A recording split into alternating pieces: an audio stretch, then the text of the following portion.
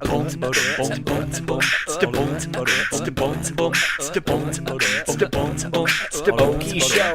welcome to the podcast that explores the heartlands entertainment industries. I'm Brian.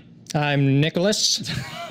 You're not Neil and you're not Kelly. I am neither. Yeah. But I am a co-host. Special co-host today. And today we're going to be talking to Mr. Steve Mathis here, who is a gaffer, electrician extraordinaire for name it, he's been on it. And we're going to get to him in just a second. But first, I'm going to check in with Neil, I almost called you Neil. You almost called me Neil. Like, do you want him here? Like, I can pretend to be Kelly. I can pretend to be Neil. He just has such a big personality. Right, yeah. He's hard shoes to replace.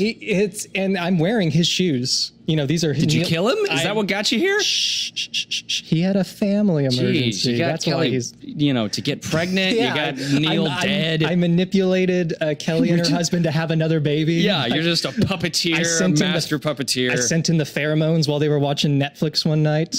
Yeah. All to get to right here. Yeah, this is all part of your plan. Mm-hmm. Yeah, so the diabolical scheme, eventually Nick here is going to be sitting in my seat. I don't know what you're talking about diabolical. I think it's pretty friendly. You know, I'm just hanging out. Yeah, right? Yeah. Just hanging out, man. Slowly but surely he shall overtake the Okie Show. And then rename it into the Okie Nick Show. Yeah, the Okie Nick Show, or the Okie Nick Zabo. The Okie Nick Zabo Show. The Zabo Show. Just spiraling out of Makes control. about as much sense. Just kidding. So today we're talking to Mr. Steve Mathis here, which, Nick, have you ever met Steve before? I have not. I think I just shook his hand now for the second time. Yeah. Nick, Steve, Nick. And Steve, you've been, good Lord. I was looking through, I always do the IMDb stalking for all of our guests before they come on. And, most of the time there's like one or two movies that's just like, oh, wow, okay, I've heard of that movie. So... Steve Mathis here. He's been the gaffer for, this is not everything, but this is just the highlights. You've been the gaffer for Black Panther, Thor Ragnarok, Power Rangers, Terminator Genysis, Dawn of the Planet of the Apes, Rise of the Planet of the Apes, X-Men Origins Wolverine, Moulin Rouge, Mrs. Doubtfire, The Rocketeer, Glory, Honey, I Shrunk the Kids, Teen Wolf, Back to the Future, and that's just a tiny, tiny, tiny amount of them. You left out the Squeakqual. And the Squeakqual and Alvin and the Chipmunks, your highest accolade. It is. The Squeakqual. The highest score on the Rotten Tomatoes right there, the Squeakqual. There you go. As I was looking at the IMDb too, and I was just looking at for some reason I was just like, yeah, this is fake. There's no way he's been on all these movies. There's no, I don't know why my brain just could not comprehend it. It's an elaborate ploy. Yeah. Again, see, everyone's 40 years. That's right. Yeah. So this has been very elaborate. I've been laying these playing the long game, the slow takeover. So of this show. Yeah, exactly. Nick and I, this is your last show. Oh man, me and Steve, we've only shook hands twice, but we've been concocting for 40 years. This is what happens when you get two diabolical schemers in a room together. Diabolical. The show Brian just gets. who? Yeah, exactly, exactly. So. Today we're just going to be listening to Steve tell some fun stories about, all these different movies and stuff that you've been on. You're one of my favorite people to work with. We've worked together a couple times, but I love just listening to your set stories because something applies to every scenario, it seems like. But before we get into that, I'm just curious, and I'm sure the listeners are curious too. Why are you living in Oklahoma? Well, I grew up here and went to John Marshall when it was in Britain and wanted to work in movies. So I used to go either to the theater that is no longer there in downtown Edmond or the Ritz Theater, which was on Britton Road. For a quarter, you could go see movies. I saw movies every weekend. For a quarter? Yeah. Oh, well, I'm a lot awesome. older than you, dude. That's still awesome. Compared to like the $12 nowadays. Yeah. Jeez. And so I went to OU. They didn't really have a film. They had sort of a film school. But my two film classes I made F's in, screenwriting and filmmaking, because my dad died that year, and I had to get a job, and I couldn't finish it. And back then you get if you have an incomplete and you don't finish, it turns into an F. So if you look at my transcript, I have an F in filmmaking and an F in screenwriting, even though I've worked on movies and sold screenplays. You didn't use that on your resume, did you? Like, hey, check this out. Yeah. But I couldn't wait to get out of Oklahoma. It was a different Oklahoma in 1976 than it is now. That's very true. This was probably, we're sitting in the Tower Theater upstairs. This, I think, was a porn theater or a second run theater Isn't or that something. Crazy. The better days. And I moved back when America was great. So I moved to LA. I got there on a Friday, went to Disneyland on Saturday, and started working on a movie on Monday with the one person I knew in LA, a guy named Mark Walthour, on a movie called Goodbye Franklin High. I'd actually done one in Santa Fe before that, and I guess I was good enough at it and personable enough, because that's what the film business is. You can get by on personality a lot. And only a few people survive being dicks. You know, most people are. That's such an important message for young people to hear, though, because like that's something that I've been kind of realizing as we've been doing this, and as as you've been clearing your throat, as I eventually get a clear esophagus, it's just social skills. It really goes a long way. You're a phlegm major, right? Yeah. Welcome. But yeah, so you literally just went out there and just started it. And interestingly, I don't know how, like James Ray just left to go there. He was an electrician on Turkey Bowl for me. I think it's a lot tougher now. I mean, because I was paying $130 a month for an apartment 4 blocks from the beach in Venice. Oh my gosh, in LA? Uh-huh. Oh my god. And I was making $400 a week on movies like Halloween, before I got in the union. Well, salaries have gone up. Clearly you're not making $400 a week on movies like that anymore. But they haven't gone up as much as rent. That apartment now is $1,500 a month. It's gone up 10 times, and salaries certainly aren't $4,000. So it's a lot tougher. Back then you could work sporadically and still make a living. So that's a little different. And of course now there's filmmaking in Atlanta, New Orleans, Canada, Europe, and back then it was really mostly in LA. Was the population as dense as it is now in Los Angeles? Yeah. I moved there in 76 and left in 2013. The traffic got progressively worse. Houses got more expensive. So yeah, I'd say so. I mean, the big thing about it's a roundabout way to get back to your question, but the big thing about Oklahoma moving back here is I wasn't working in LA much. Oh, really? No, not much, because I don't want to do TV. There's nothing wrong with TV. Don't yell at me.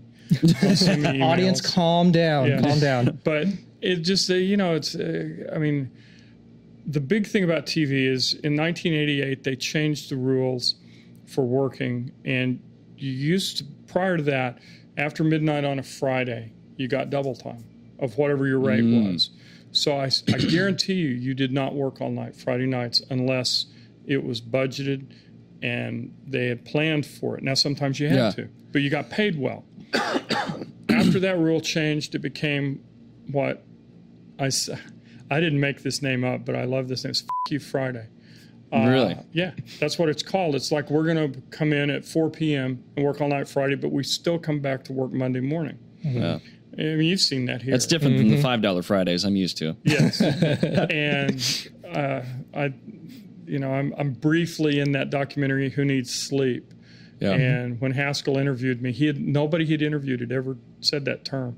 He ended up not using it because he didn't want an R rating, but but that really fundamentally changed the film business for the worse. And was just the overtime, like just the fact that you'd get off at 4 or 5 a.m. Saturday morning.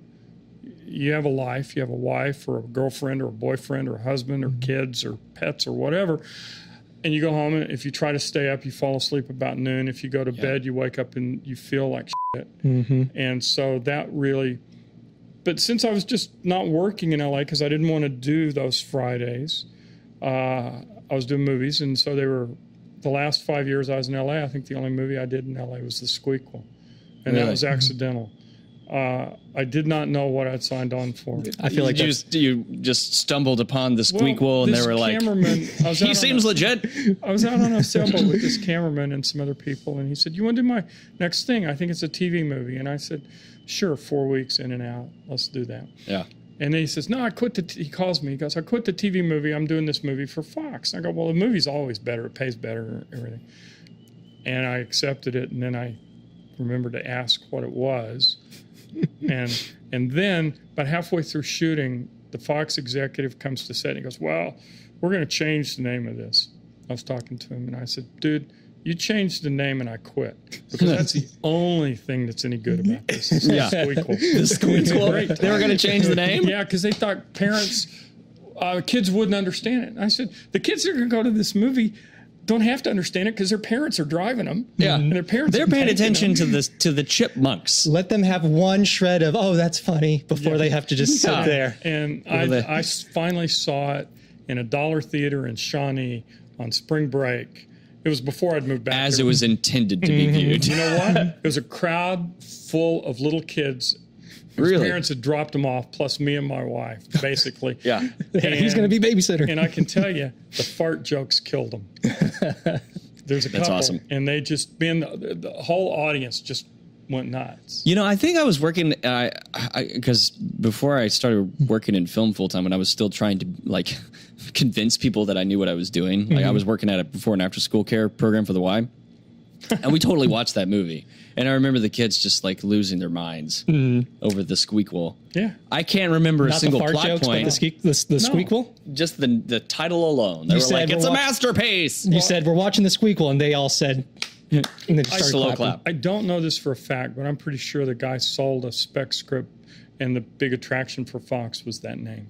I mean, I Really? don't know that for a fact, That's but so I funny. think that's what happened. I bet that's right, and I bet it was written on like a napkin with like Yeah. stains on it. It is great. When you Yeah. think about it. So that was sort of, and you know, we spent the whole movie. We had stuffies that are to scale Oh, of the chipmunks? chipmunks on a pole, so you could hold them. You know, and they had stuffy handlers that would hold them in. Like, okay, Alvin and Simon are in this. And so two guys are standing there with sticks, and they go, okay, they run away, and these guys make them run away. Masterful puppeteering. I hear that's how they work with Michael Caine. Yeah. They just put him on a puppet and have him Yeah, run exactly. away. They just move his arms for him. And so, you know, you're lighting air, basically. Yeah. And, Wow. and so it wasn't very challenging. And actually, that reminds me, before we go any further, we should probably explain what exactly a gaffer is, because I'm sure some people are listening to this and they're like, I don't what? So what exactly is a gaffer for the layperson? Well, Merriam-Webster's first definition is an old guy, which I qualify for. That was the word of the Perfect. day on Tuesday, by the way, just in case anybody wants to look it up. But I've heard various stories, but basically it's the head of the lighting department. It sounds more impressive than it is in a way, because all movies need lighting, but really it's the cameraman. So here in Oklahoma, Andrew Smith, Sam Calvin, Jacob Burns, they would be what's called in shorthand the DP, Director of Photography. And the gaffer works for him. And there's also a key grip. And so between the key grip and I, if they're written instructions, then the gaffer has to do them, because grips famously can't read much. But, All right. We've on that Jeremy Doppolito. Sorry, Jeremy. So the director and the DP would talk, say, we want to shoot in here, and we want to shoot this podcast, and we want it to be moody. Now, Brian has done a masterful job of lighting this. You Thank that you. are listening can't see to appreciate that, but he would say, well, why is there blue light on the curtains? And then I would go, oh, it's supposed to be red, and my dimmer board operator would change it. I mean, I'm kidding in a way, but basically that's like, oh, blue. I have no idea why that's blue. It's supposed to be red. It's supposed to complement the beautiful blue backdrop. Who's done I this? can't tell you how many times I've gone, oh, shit. Blue on blue. It's going to be red about, turn it. Yeah. Turn it now. That's what we meant to do. It's all part of the process. So basically, I'm the head of the lighting department. I have a best boy or girl, but even the women that have filled that position for me don't like to be called best girl or best lady or best woman. They just like they just like best boy. It's a commonly accepted term. Yeah. And it Doesn't really have much to do with gender so much just the position. It used to, because there wouldn't have been any women in that position 40 years ago. Right. But it's so that's what we do, and it's a complex job on a big movie. You have a budget. Sometimes my budget's $2 or $3 million, and I have to account for that. You know, I have a That must be nice. well, I've also done movies that are $100,000 for the whole movie. You know, so it's a different. You just have to approach it according to your budget and schedule and everything else. Clearly, you're not going to order up a ton of lights for a $100,000 movie. Right. But you're not going to get away with not using any lights on a $200 million movie that's on a stage because it'd be fairly dark. So you have to learn, you have to adapt. When I started, the technology was completely different. And like, it's hard to explain in lighting, but to use sound as an example, they used to record on a Nagra, reel to reel. Yeah. You know? I mean, a reel. I want to try that, man. Well, you can buy them for Really about bad. $10 on eBay. Yeah, I know, right? And then they went to DAT. And now it's just complete. I mean, a Nagra is literally $10 on eBay or $50, and mostly sells in Eastern Europe to people that still. It's crazy how fast this stuff changes too. Because like whenever I was like learning sound at like whenever I was in film school, we were learning on DAT machines. Yeah, and that was 10 years ago. Yeah, which I guess is a million years ago in film in filmmaking terms. At this point, it is. I mean, I can remember. This is going to shock anybody that's working on films. They're going to go, God, this fucker's so old. But we didn't have walkie-talkies. You didn't have cell phones. Really? No. You didn't have cell phones. How do you communicate if you don't have any walkies at all? I was a best boy in those days, and you had a pocket full of quarters, and you always knew where the payphones were. Wow. Oh, Holy you have to order man. some equipment or order manpower. That's what you did. That's crazy. We were out in the middle of nowhere in Alberta on a movie called The Edge with Anthony Hopkins, a bear, and Alec Baldwin. It's actually a good movie. Yeah. And we hurt Anthony in the first day of shooting. We dropped him into a 34-degree lake. I mean, he knew we were doing it. Oh, you hurt him. Yeah, we I thought you said you heard him. No, we hurt him. He had to go to the I was like, hospital. well, what did he say? That's Anthony. We heard him. And so they came to us and said, we're going to shut down, you know, for 5 days or something. And of course, I was going to go home. And so I knew where the nearest payphone was. And as they're talking, I know what's coming. I'm backing up, and I look, and all the people that really know what's going on are all backing up towards the parking lot because we all want to get to that payphone first to book a flight because there was no smartphones, no internet. You had to to get out of town. I ran over a couple of people getting to the payphone. This is a tsunami of desperate crew members. So, and no walkie-talkies. You know, very little equipment like you would have now. No LEDs. Yeah. The cameras were film. The sound was on a reel-to-reel recorder. And much less mobile than it is now. Now everything is so mobile. I still did movies that were pretty mobile, but you just learn.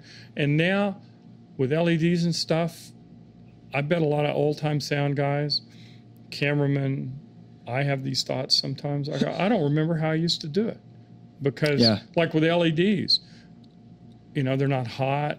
You know, they're small, they're light. I've lit whole movies with LEDs.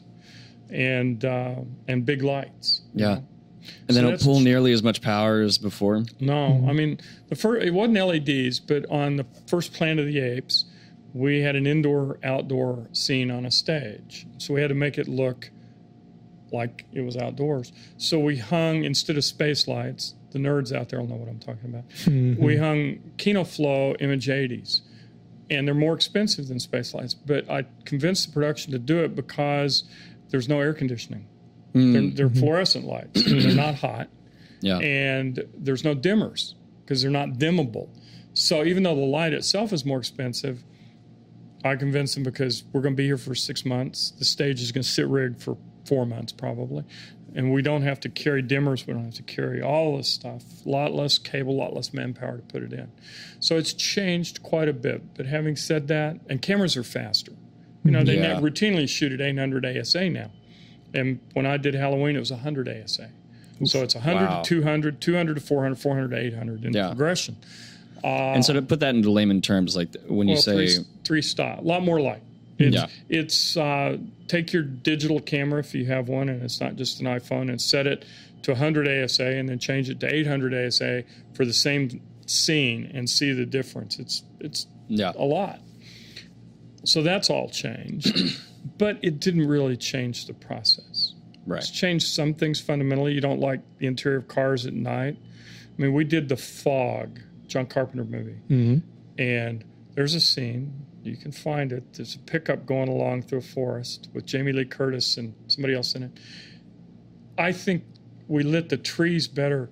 It was so bright in the cab, light was spilling out of the cab. It looked like Hiroshima inside there. It was like August 6, 1945. It was embarrassing.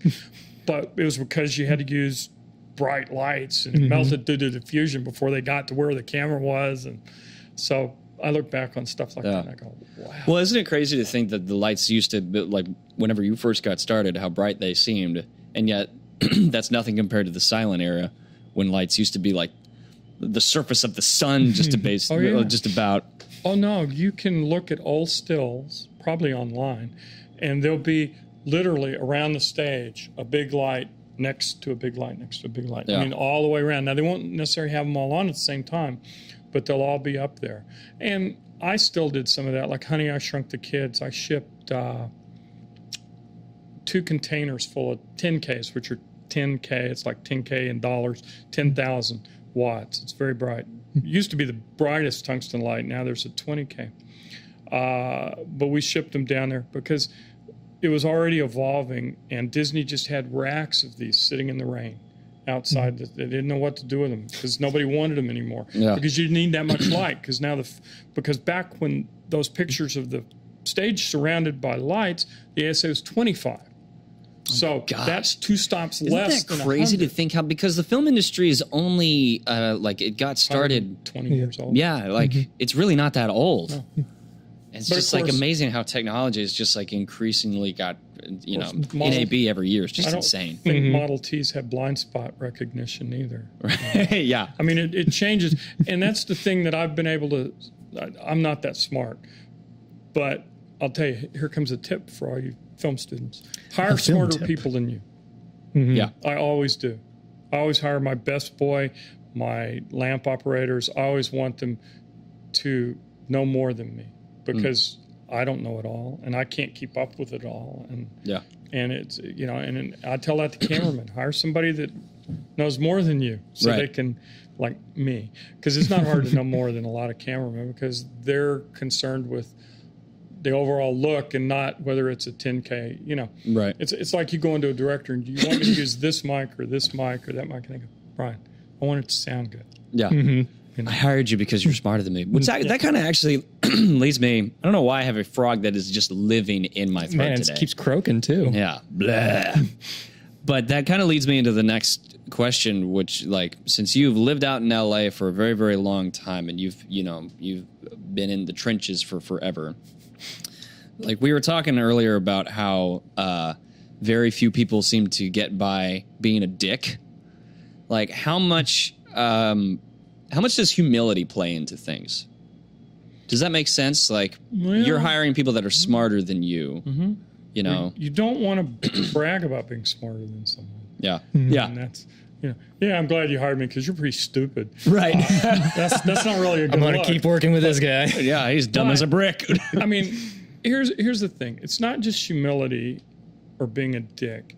What it is, and I tell this when I talk at OCC or OCU or OU or any place really.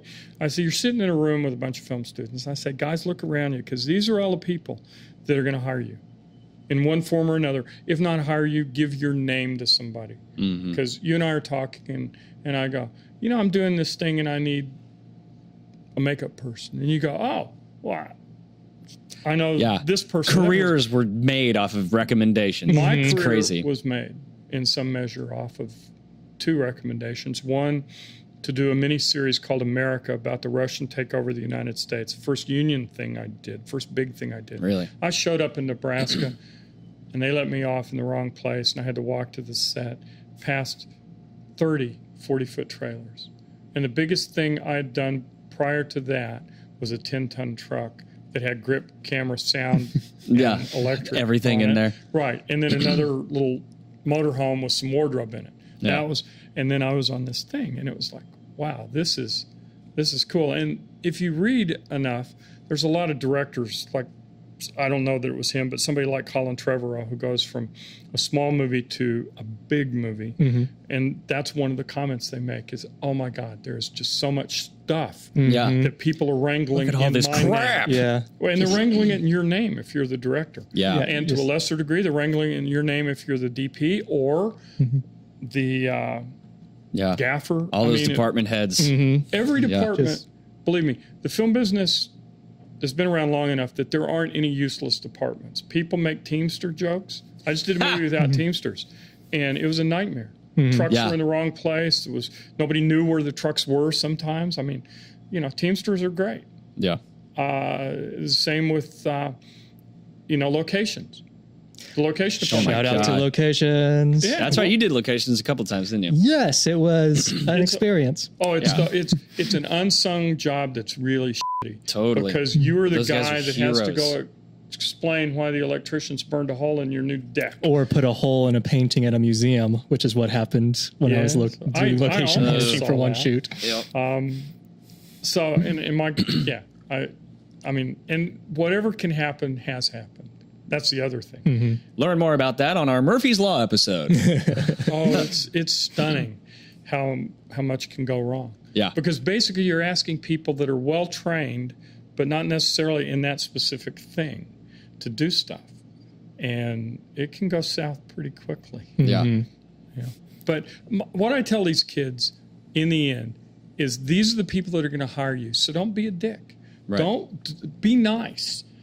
For every asshole that I've worked with, and there's been a lot over 40-something years, the people you remember are either the worst assholes, and they're in my book as only if I'm dead broke. And at this point, I'm never going to be dead broke, and so they're in the never category. I turned down the third Planet of the Apes because I did the second one, and the cameraman was maybe the worst human being I've ever met in my life. Really? Yeah, he put me in the hospital, which is Jeez. I had basically a nervous breakdown about 3 months after the fact that I attribute at least partly to him. But I just said I'm not going to do that again. Even though I thought 3 was a good looking movie and I wanted to do it because I did the first 2. Right. I took myself out of it long by taking another movie. They never even talked to me because they knew I was busy. Yeah. So I hate that. I hate working with people that make your life miserable. Well, there's just no need to. It's so unnecessary. The thing I always think about is I remember whenever we were coming up in film school, there were a couple guys that just thought that being a diva, having that air about them, they wanted to be directors and stuff, and they just thought that was what you did. That's as far as the reasoning went, is that's just what you do. You're just an asshole to people. Sit in a chair and I have coffee and I'm a dick. I have a vision and you are here to make my vision become a reality. And the funny thing is, I don't see those guys. No. I don't. I've never, anybody who was an asshole in school, Sorry. I've just never heard of them again. They weed themselves out. And that's the funny thing is the survival of the fittest, you see the true nature of evolution active in a very organic way in the film industry. It's true. It is. And you read about people that aren't nice and they succeed, but not below the line too much. Yeah. Yeah. You get away with Even it. above the line, I feel like they don't last unless they're Marlon Brando. No, they do. They do. Sean Connery had a good career. Yeah. And I can't actually, I only worked with him once. I can't actually say that he was an asshole on every movie. I've heard other people say, no, he was fine. But on Medicine Man, it was awful. Really? And sometimes, in fairness to Sean, he's retired. He doesn't give a shit. Yeah. In fairness, sometimes it's the handlers. Yeah.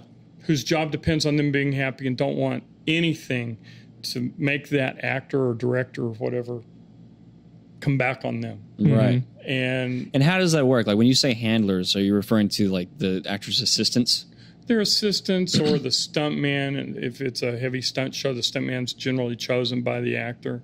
Things like that. Sean, I'll give you good, he would probably deny this if he ever heard this, but it happened.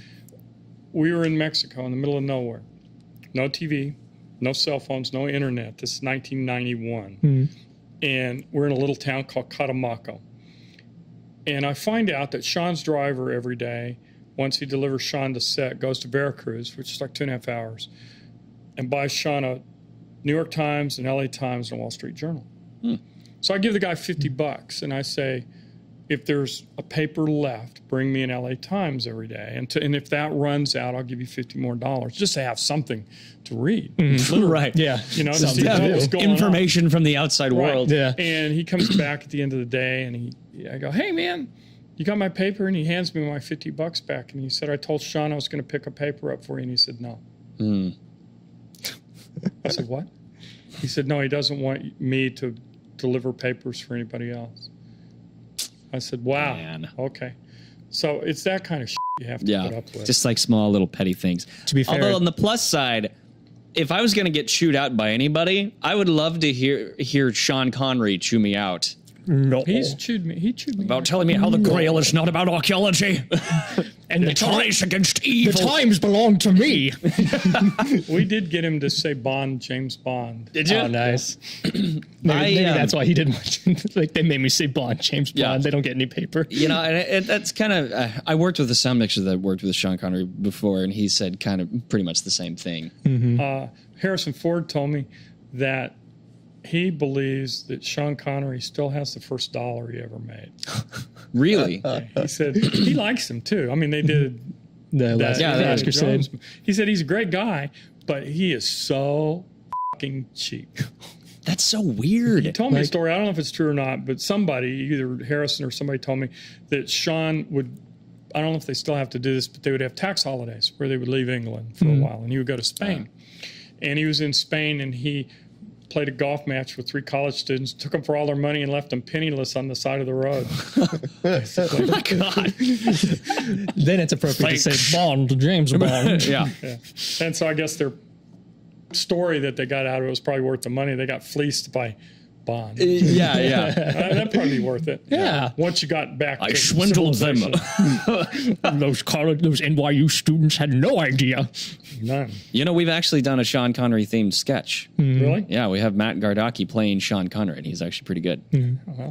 And, you know, it was, I mean, that movie could have been good. It's sometimes it's sad when you work on movies, because you guys know, it takes the same amount of movie to make a bad movie as a good movie. Yeah. Yep. So that movie didn't really know whether it wanted to be a drama or sort of a comedy. We're in the middle of nowhere. But there was some cool stuff. I spent a week in the treetops. We'd go to work. They'd drop us off, about an hour drive up into the rainforest. And we climbed up a parallel that they'd built surrounding a tree, 80 feet to the top. We built a big platform up there, and then we hung bosun's chairs between the this sounds like the Ewok village from Return of the Jedi. And I'd sit up there. I had a little light with me. If we, did a close-up, I'd go out on the bosun's chair and hold the light and everything, wait to get yelled at. Yeah. So it was, if you've been doing this long enough and been lucky enough to get on stuff that isn't in L.A., you get to do some cool stuff. Yeah. On Escape from New York, I got to go up in one of the Hueys, strapped in while the guy's doing these stunts, like rolling the helicopter over. Oh, and it's just a door. I mean, there's no door. It's just that open door that you see in Vietnam movies. And I've got a strap on, but I'm like, holy shit. Yeah. Stuff like that.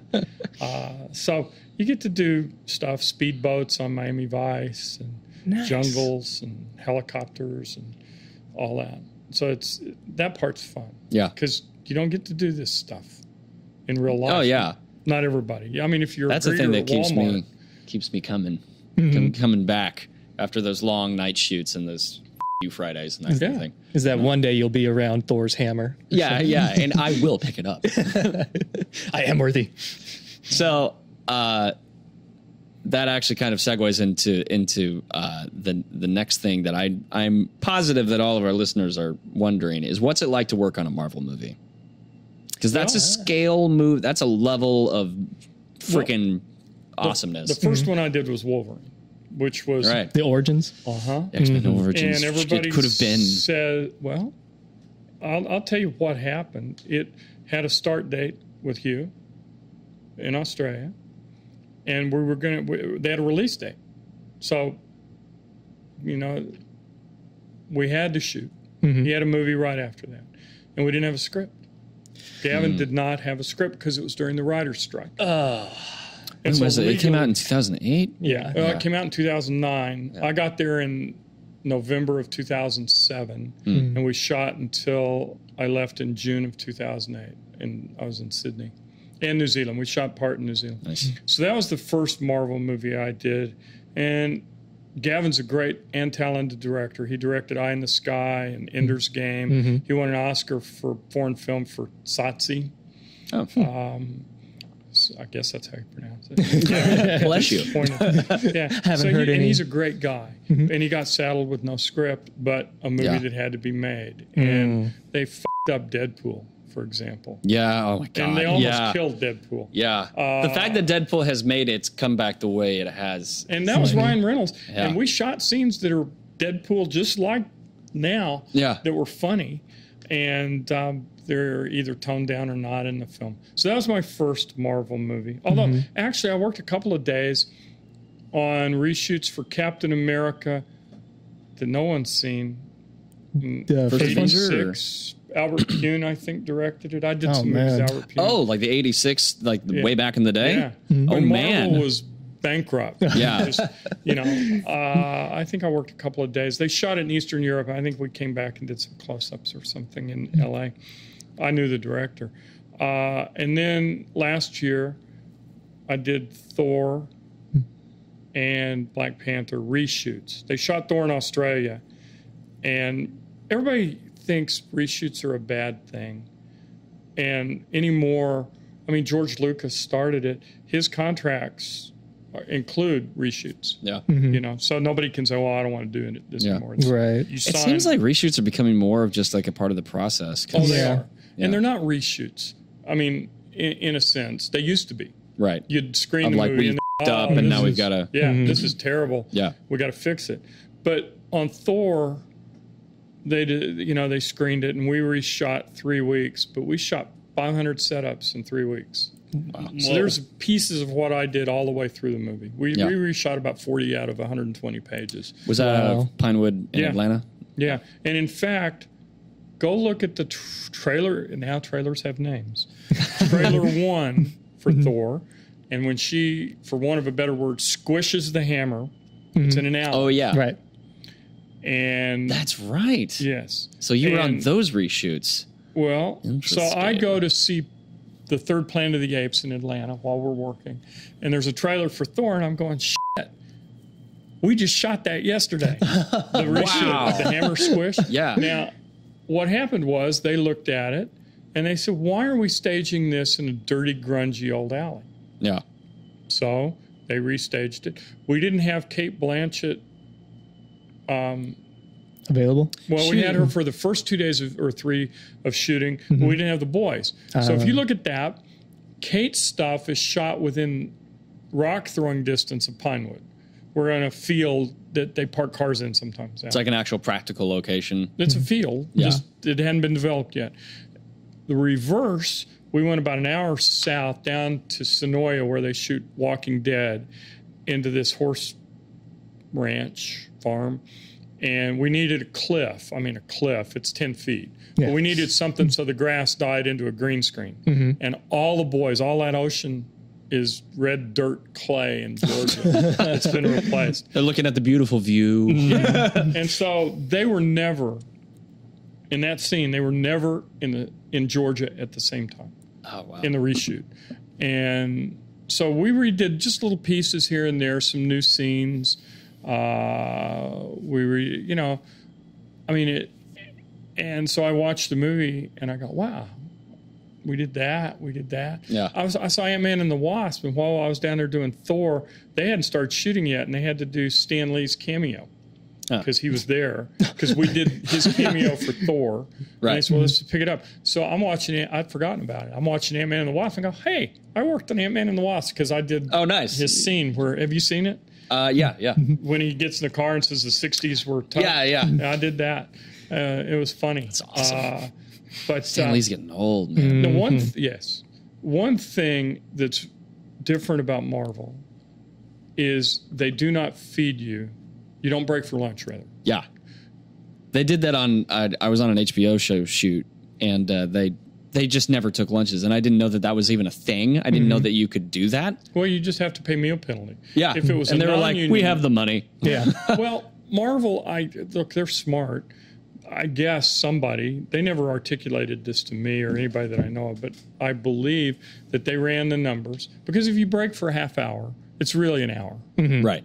If you break for an hour, Last it's really an man hour and all and that. 15. And then the momentum you have to Right. get back. So there's always a caterer, there's always food. It's not that you can't eat. Yeah. They just don't break. You're meant to break the third and fourth electricians to get as many people off meal penalty as you can.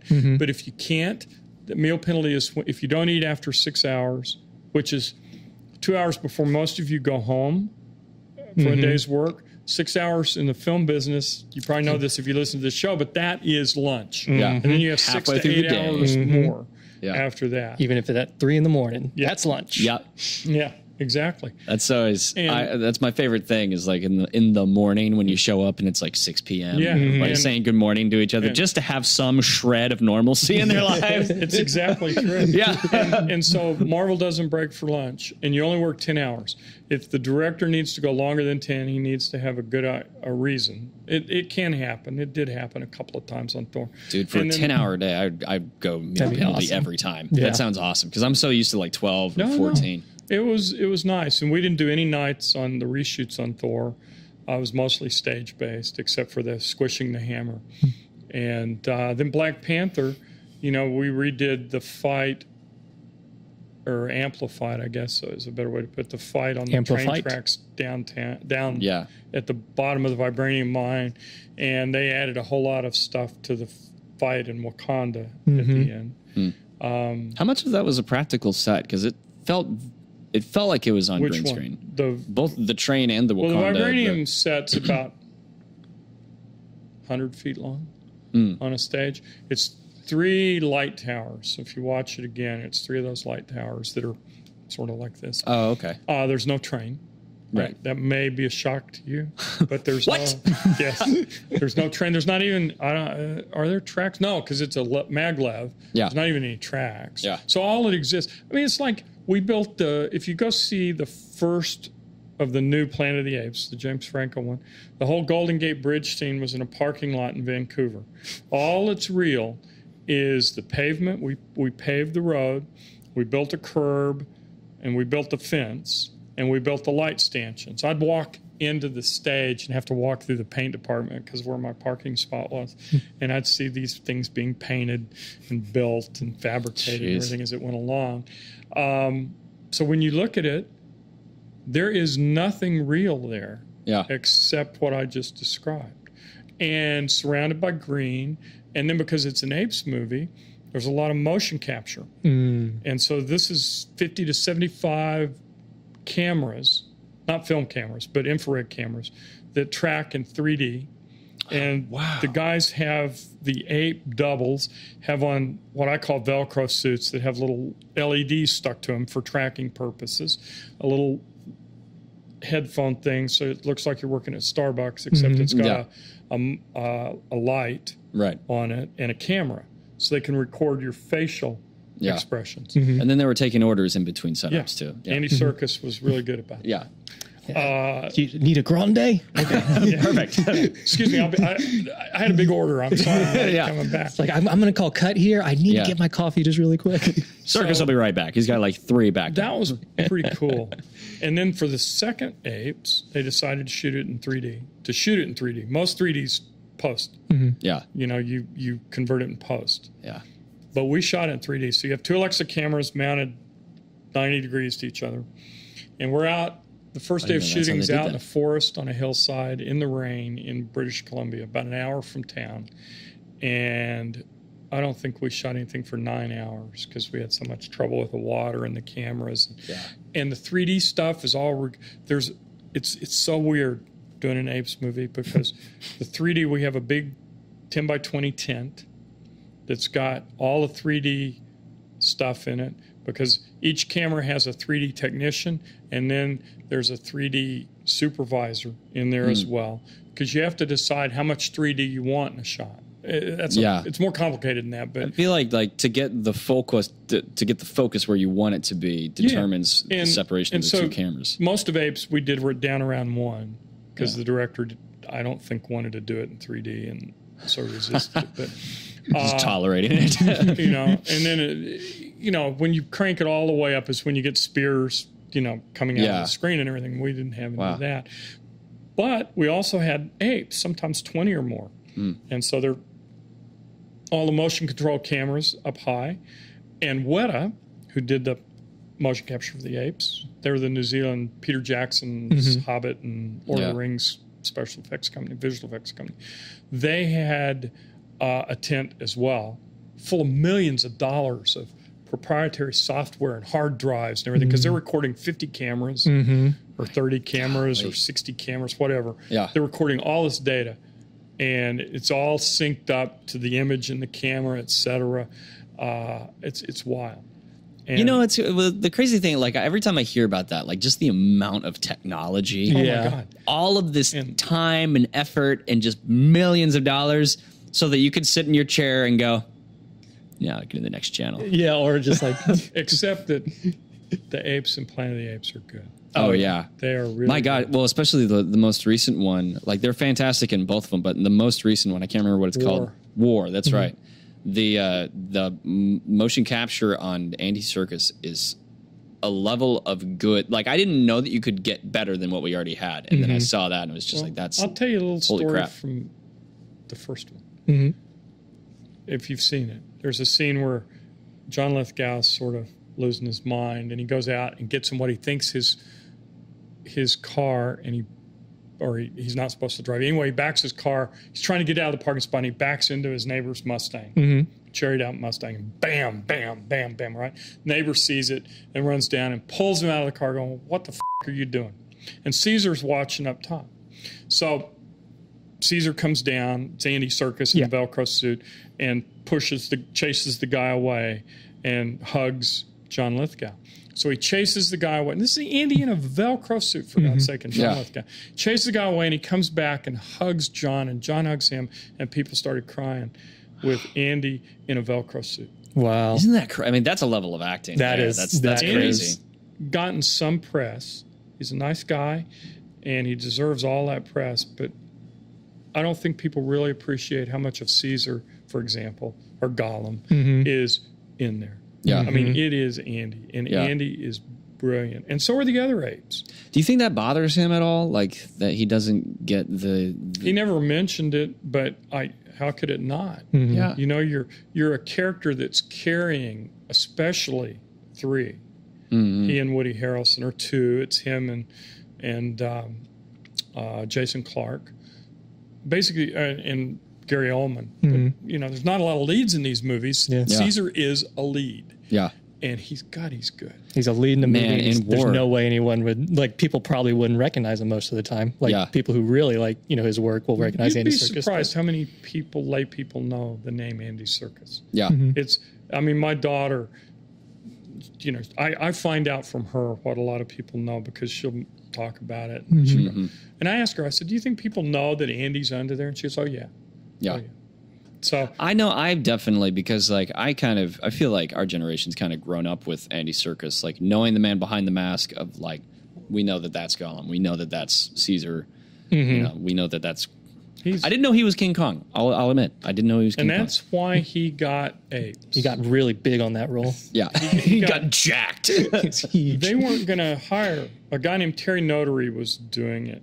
And the cameraman on the first one had shot Lord of the Rings, Andrew Lesney. He's dead now. But he convinced them that they were going to fail unless they got Andy to be Caesar. Terry's good, but Terry's a stuntman turned motion capture ape actor, and he's the second ape lead in these movies.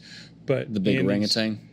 I think that's Terry, or that might be Karen Conova, who's also good. So, it was amazing watching it. It's also amazing, like you said, you sit in the theater and you see the the scene I was discussing where the cameras didn't work, we were on a hillside out in a park south of Vancouver, about an hour. And you watch that, and you have no idea how hard it was to shoot that scene because we had millions, literally millions of dollars in technology. I'm not talking about lights or cameras. I'm just talking about 3D and Weta's motion capture stuff. Yeah. On a hillside, in the rain, in the mud. And we got these images. I mean, it's painful. Yeah. But we got them. And, you know, now there's more behind the scenes stuff and everything. I don't know how much people watch that stuff, but it's amazing what it takes to make a film. Yeah.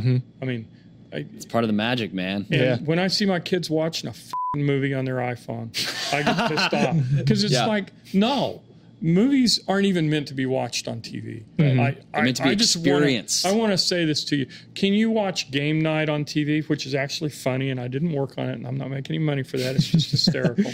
But, yeah, you can probably watch that on Netflix. But can you watch Lord of the Rings or Glory Mad Max or anything? Where another thing that gets lost is a small movie. Like I'll use 8th Grade, for example, which is out right now. You watch that at home, your phone's going off, your kids are yelling it.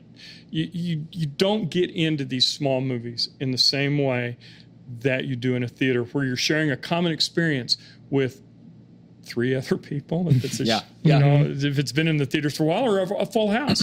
People laugh, they cry, they yell, they scream, they clap. You're watching it at home with your wife.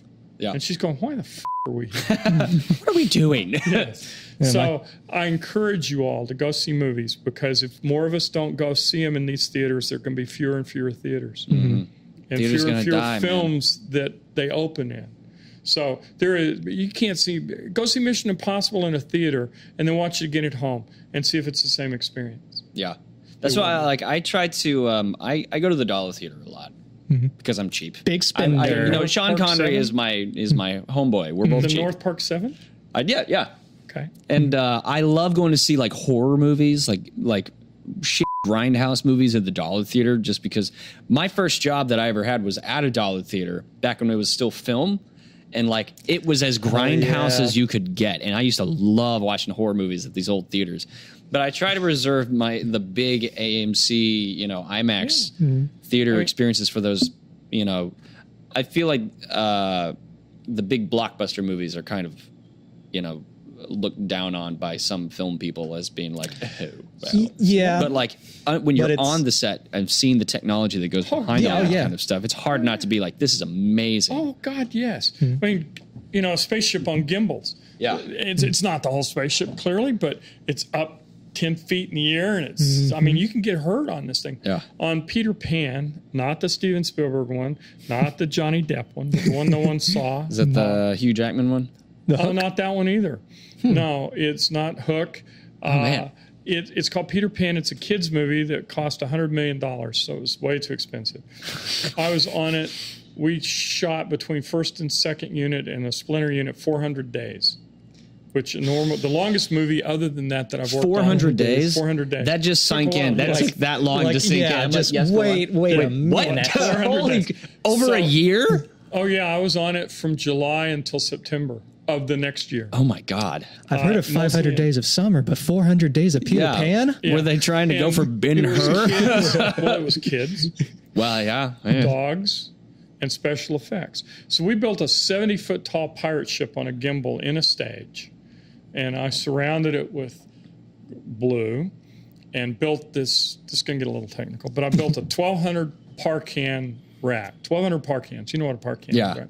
I mean, they weren't LEDs. Yeah. And we didn't want any white light in this movie. So the whole end pirate ship sequence rolls through.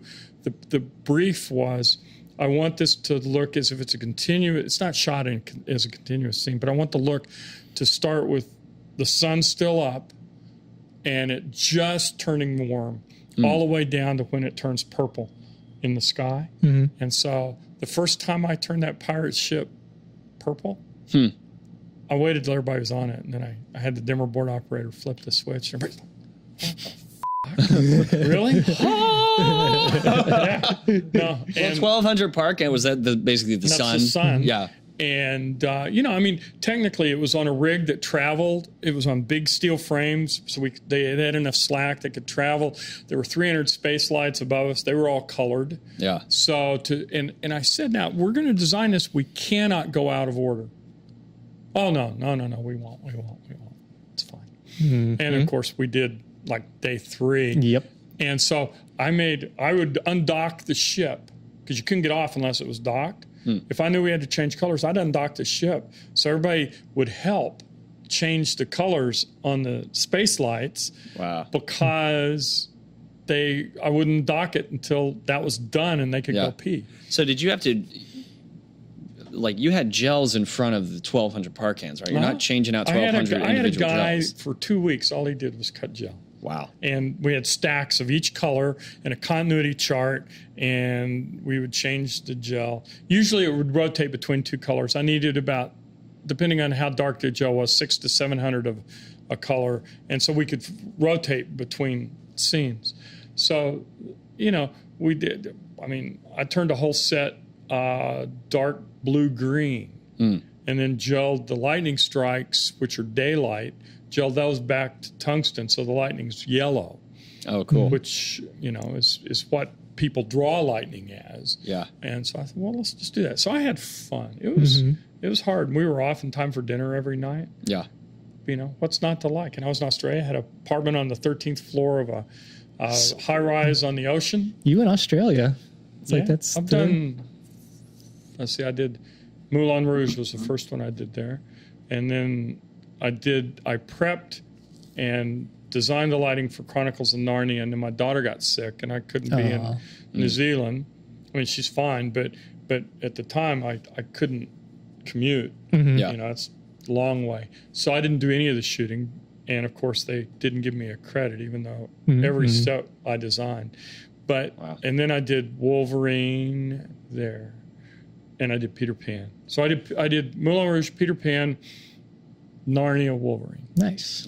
And I haven't worked there in 10 years because the cameraman I work with, he's not doing big movies anymore because he's 84. He's still working. That's crazy. And still loves working. Yeah. But not on anything that they would bring me for. Yeah. So Australia's great. Oh, man. Well, we're gonna play. We're gonna kind of play a game in just a second. But one last question that I have is just to all the young people that are wanting to get into film as a career. What's a little bit of advice that you can give them?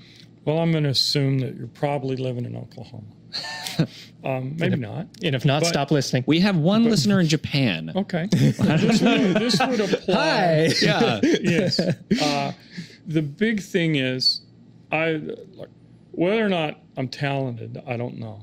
But I've managed to work for 42 years at a level that, from Halloween to Black Panther. We'll leave Turkey Ball out. No, actually, Turkey Ball might well be funny. I was kidding. We're still waiting to see that. But here's what I would say. I grew up on a farm. I didn't have a bathroom until I was 10. I know how to milk cows and can pickles and all this stuff. I moved to L.A., and here I am. I moved back to Oklahoma because I got tired of how crowded L.A. was. But the point being that if you live in Oklahoma, there is absolutely no reason that you cannot succeed. Don't use Oklahoma or Arkansas or wherever as an excuse. If you want to work hard enough and do it, then I'm proof. You can go from no bathroom to Black Panther, and it takes hard work. I mean, you guys know this. We're sitting here, we're all guys that have worked 15, 16, 17 hours on a set. Try not to. Yeah. But and you don't have to as much as you've progressed in your career. But I would say the big thing about the film business is don't be a dick. And also, you have to want to work hard. Unless you're a stunning looking human and can get by on your looks and acting, you have to work hard. You read stories. So Nick, your work is cut out for you, man. I know. But even a bummer. Even screenwriters. Very few screenwriters sell their first script. Yeah. Very true. And a lot of them have stacks 3 feet high. in their closet. And if they get big enough, they can pull a couple of those out and sell them, but generally they're all shitty. But you learn. You know, I look at movies that I lit and I go, oh, God, I would never do that now. But I did then, and it looked fine then. So I would say you have to persevere. You may not be able to stay in Oklahoma to achieve your dream, unfortunately, because we don't get as much work as we need to sustain a thriving film community of any scale. We can crew up one movie, maybe two. Maybe two. Maybe two. And then we have to bring people in. But don't give it up. Don't let people tell you you can't do it, because you can. I knew one person when I moved to Los Angeles.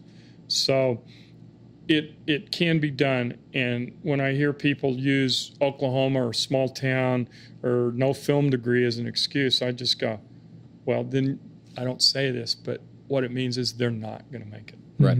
They're just not going to make it. The people that want to make it, people like James Ray, who moved to, to L.A., Jacob Keane, he'll move to Atlanta as soon as he's out, Bastard. Yeah. And I go, well, great. Yeah. Thanks. I'm hanging on for as long as I possibly can. Yeah, as long as you got the show. As long as we have this. If this could just keep going in the momentum if it was it is. the LA show. Yeah. Yeah. No. You'd be in season 10 and still working for free. Yeah, exactly. Yeah. Because everybody Here we are at episode 495. In this back alley. I got my mom on the show again for the 400th time. My mom saw my movie finally. One thing, my mom, I think, thought I dealt drugs when I moved to LA. Because, oh, really? Well, because I would tell her I was working on these movies and they would never play in Shawnee. Yep. And finally, Halloween is a big hit. I'd worked on some movies before that. That wasn't my first. And I call her up and I said, well, I think this movie's coming. She goes, well, I'll go see it. And I said, well, Mom, it might not be your kind of movie, but and she goes, okay. And then she calls me up sometime later and she goes, well, I went to see Halloween and I sat in the lobby knitting and had the usher come get me when the credits rolled. And I saw your name.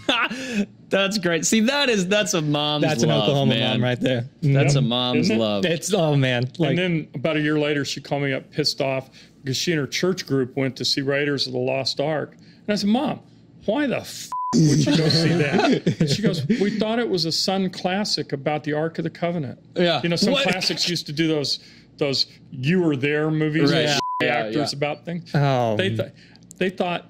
Were you on Raiders? No. No, they just thought it was about the Ark of the Covenant. Right. They wanted to see a religious movie. Wait, what is this crap? No, they worked out. Who's this Harry Ford guy? Yeah. This good-looking man. Get him out of here. Well, we have enough time to play this one game, and we have. So you worked on Back to the Future. I did.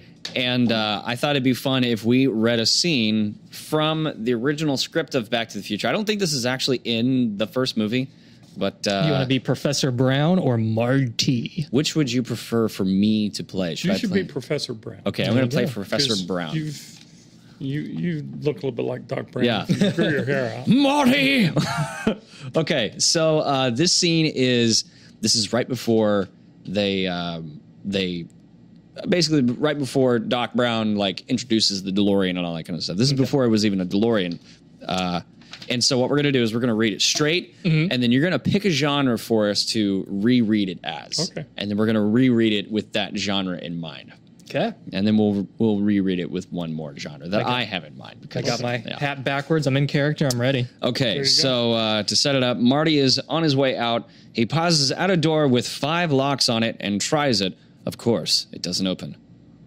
You won't give up, will you, Marty? Forgot your name for a second. Who are you? I'm old. Professor Brown asks without turning around. Marty grins. One of these days, you're going to leave this door open, and I'll find out what's in there. Did you ever consider that some doors are locked for a reason? Nope. The way I figure it, doors are made to be opened. See you after school. Oh, Marty, what time did you say it was? 8:30. A.M. or P.M.? Pro, the sun's out. Oh, right. Jeez, for a guy with a ton of clocks, you sure don't pay attention to time. On the contrary, I may not pay much attention to the measurement of time, but I'm very aware of time itself. I believe time to be its own dimension, to be contained, to be controlled. Catch you later. To be traveled through. Scene. Marty. Apparently, my name's Marty. Marty! For the first one. Okay, so Off to a great start. so that's straight. Yeah. Where'd you get that? So this is I get a It's lot of not in these. the film. It's not in the movie. It's actually so this is an old version of the movie from. If you go to simplyscripts.com, you can find like old versions. Pro versions of Yeah.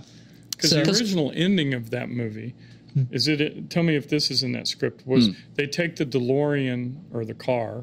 I don't even know if it was a DeLorean then, but they took it back out to the desert in Nevada, and we were going to build a town and blow it up, and they were going to ride the shockwave of a nuclear blast out in the Nevada test grounds. I have to go through that script and read that again. There are mentions of it on the DVD. We didn't shoot it. They budgeted it out, and Universal said, shoot it on the back lot, which is what we did. Okay, so last one, and this is just, we have to do it this way when we're doing genres like this. Let's do that as a porno. Okay. Yeah. Okay. This was Don't give up, will you, Marty? One of these days, you're going to leave this door open, and I'll find out what's in there. Wait a second. We're gonna take this back, and we have to have music for this. Hold for sound. Yeah, we're gonna hold for the proper music. So let's see here. Hopefully, my search history is Your porno search history. well. It's just like I'm typing in. I'm typing in porno music into my just pull up phone. the I'm like, first window here. I don't know how I got this. yeah. This might have worked for the 70s This is on one, YouTube. too. Porno Sonic, unreleased 70s porno music. Go here. Okay, here we go. Won't give up, will you, Marty? One of these days, big man, you're going to leave this door open, and I'll find out what's in there. Did you ever consider that some doors are locked for a reason? Nope. The way I figure it, doors are made to be opened. See you after school. Oh, Marty, what time did you say it was? 6 o'clock. AM or penis M? Pro, the buns are out. Oh, you're damn right it is. Jeez, for a guy with a big old clock, you sure don't pay attention to time. Oh, on the contrary, I may not pay much attention to the measurement of time because there's not a ruler long enough for it, but I'm very aware of time itself. You see, I believe time to be its own dimension, to be contained, to be controlled, to be traveled through. And seed! Fantastic. Thank you! We could have combined those. Yeah, we totally could have. Yeah, I was just like, I'm going to make an artistic decision halfway through. Well, Steve, thank you so much for coming on the show. It's always for watching us be silly. Right. Yeah. Thanks for enduring that with us. It's always so much fun to have somebody, that's been in the industry for a really, really long time to come in and just open a window. Very strategic way. Right. We just like you to be our little time capsule and also just our words of wisdom into the future and that kind of thing. So Back to the future. back to the future. So, but this was fun. And go see movies, guys. Absolutely. After you listen to this. Go Not see on movies. Netflix. Go see them in a theater. Yep. Get out of your Absolutely. houses. Turn up the sound. And if you like what you heard today and you'd like to see and hear more, go to patreon.com/Okie Show and then visit us online with all of our different social medias at Okie Show. Or you know what? Just check out the whole darn website at okieshowshow.com. And that's pretty much it. We'll see you guys in the next 2 weeks. Bye.